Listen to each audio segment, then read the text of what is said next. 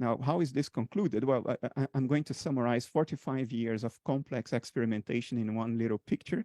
So, of course, this isn't rigorous. It's just to give you an intuition. Suppose you have a light source and you create two photons at the same time, so they are entangled. They are produced together, photon A and photon B. Suppose you transmit them through fiber optics for a little while, say a few kilometers, and then on one end, scientist Alice has a detector and makes a measurement on photon A. And scientist Bob on the other side, in an opposite direction, makes a measurement on photon B. For instance, the angular momentum of a photon, the spin along a certain direction. Now, as it turns out, what Alice chooses to measure about photon A, for instance, the particular direction of spin, determines what Bob sees when Bob measures photon B at exactly the same time. In other words, it appears that photon B does not have whatever properties it has prior to Alice choosing what Alice is going to measure about photon A. Under physicalist assumptions, we would expect that Bob's measurement simply reveals what photon B already was prior to measurement. But if that were the case, there should be no correlation between what Bob sees and what Alice chooses, because regardless of what Alice chooses here, far away, photon B was already in flight, and it already is whatever it's supposed to be, regardless of Alice's choice. But that's not how it happens. Alice's choice correlates completely with what Bob sees when he measures photon B at exactly the same time. So photons A and B cannot be said to exist, in other words, to be determined by their properties prior to measurement, because as it turns out, their properties are an outcome of measurement. So what is measured? Photons A and B are the outcome of measurement. What is measured in the first place? Well, based on what we discussed, it's very simple. Photons A and B are dial indications in the dashboard. So if the airplane sensor doesn't measure anything, the dials indicate nothing. There are no photons A and B. But when the sensors do measure something now, as a result of that, photons A and B appear on the dashboard. Photons A and B are not the thing measured. Photons A and B are the representation of the thing measured upon measurement, a representation on dashboard. What is actually measured is then by definition not a physical quantity. It's not physical, because by definition, physicality is what appears on the dashboard, is what can be described through physical quantities like charge, mass, momentum, spin, geometrical relationships. But the thing that is measured isn't physical, because all these parameters, charge, mass, spin, spatial relationships, they are the parameters of the dashboard. They are the scales of the dials, not the states measured. The states measured are non-physical.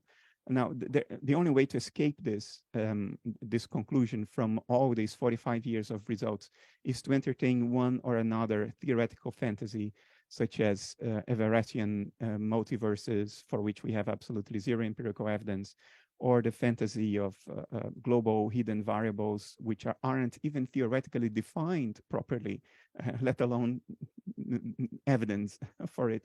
So if we don't entertain these theoretical fantasies, we are forced to acknowledge that what is out there isn't physical. I'm not saying that it's spiritual. I'm not saying that it's divine. No, it's states that cannot be exhaustively describable through physical quantities. It's very simple. They are external states.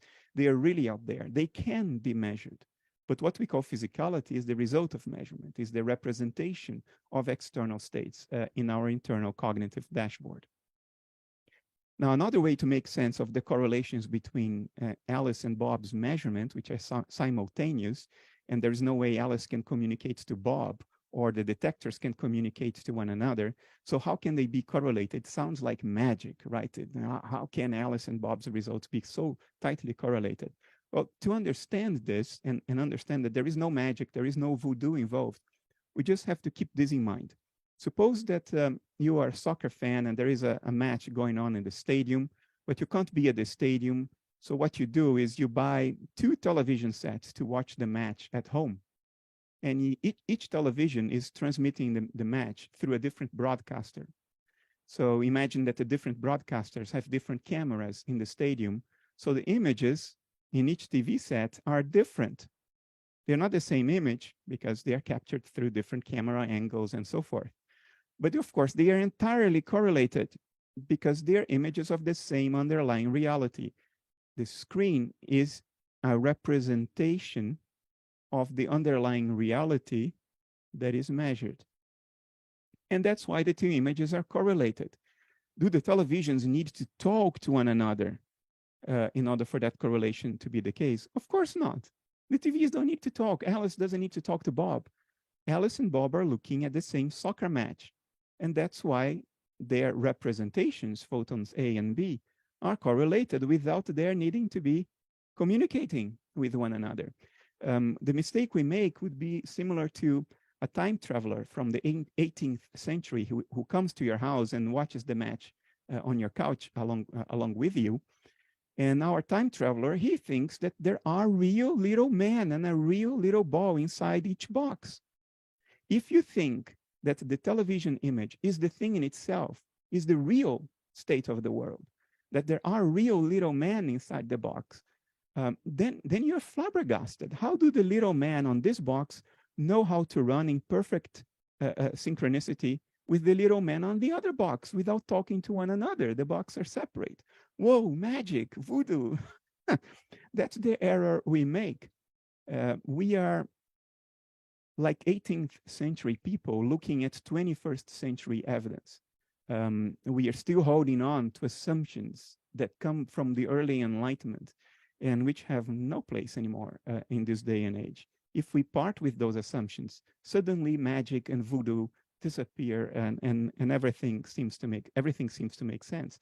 I'm not saying that I solved the measurement problem here, but at least this is an avenue to think about it in a more coherent way. So what I'm proposing is the following. We are individual minds. How we become individual, I'll talk about it in a second. And we have internal cognitive states that we can represent as R. Now, there is an external world out there with states phi, represented by phi. And we interact with the world. We make a measurement through states S or sensory states. And we act upon the world when we move and perform an action through active states A. And if you look at how these things are represented here, you will see that what we call the physical world, for being a representation mathematically, it's a Markov blanket. And then all the rationale, all the luggage we have that has been developed around Markov blankets are now applicable.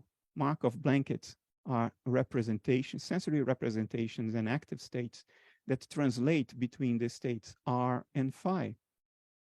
And the Markov blanket is what we call the physical world, a representation of the world in itself, the real world, which is not physical, but is of course correlated with the physical world because that's what evolution would have given us.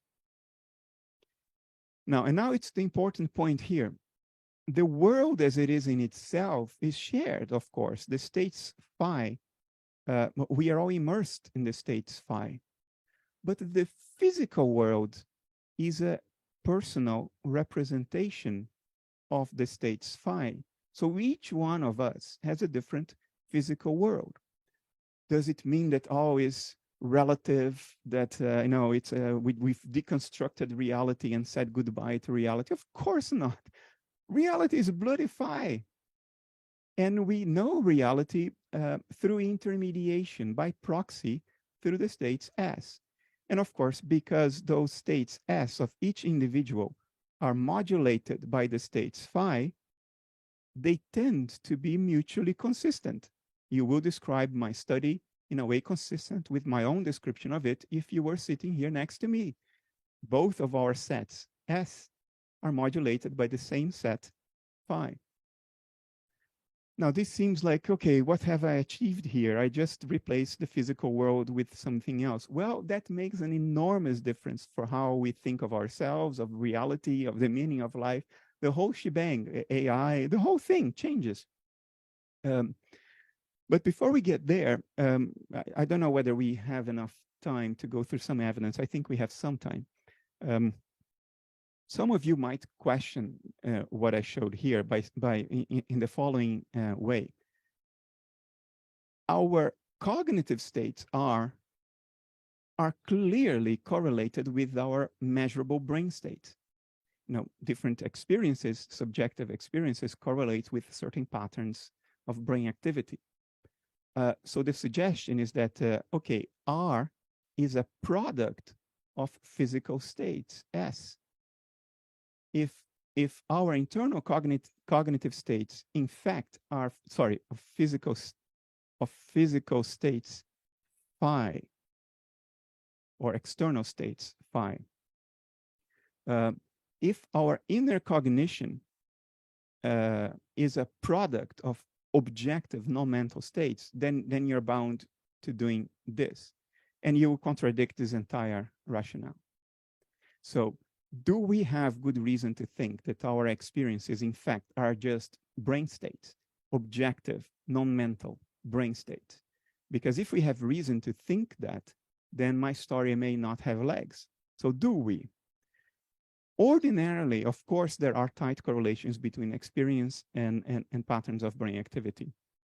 That, however, can have multiple explanations, at least two.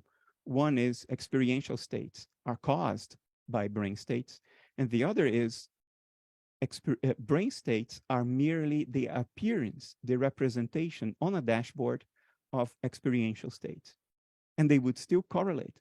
But now, instead of being the cause of experiential states, brain states are the appearance. They are what experiential states look like when observed from the outside. I will specify all this more carefully in a moment. But even without going there, we can question whether there is always this tight correlation between experiential states and brain states. For instance, under psychedelics, which we always thought, induce the mind-boggling psychedelic trance by lighting up the brain like a Christmas tree, psychedelics only reduce brain activity.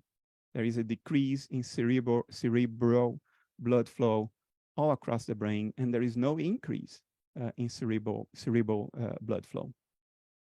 And this has been studied for a number of different psychedelics with a number of neuroimaging techniques. For instance, this is fMRI and psilocybin, which is the active ingredient of magic mushrooms.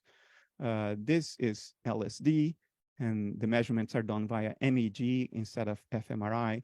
But you can still see here that under LSD, the power spectrum is consistently below the placebo baseline, except perhaps here, but this is well within the error margin.